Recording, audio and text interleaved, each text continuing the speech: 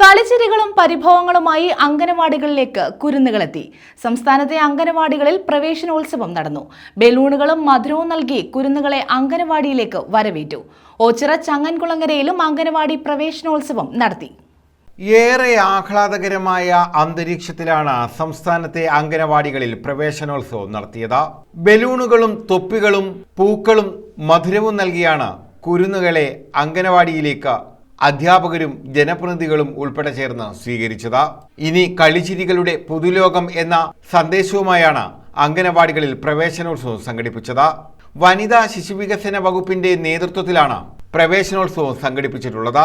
തദ്ദേശ സ്ഥാപന അധികൃതർ, അംഗനവാടി ജീവനക്കാർ എന്നിവർ പ്രവേശനോത്സവ ചടങ്ങുകൾക്ക് നേതൃത്വം നൽകി.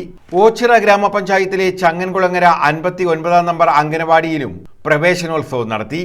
കുരുന്നുകളെ മധുരം നൽകിയാണ് അംഗനവാടിയിലേക്ക് സ്വീകരിച്ചത്. പഞ്ചായത്ത് അംഗം അബി അംഗനവാടി പ്രവേശനോത്സവം ഉദ്ഘാടനം ചെയ്തു.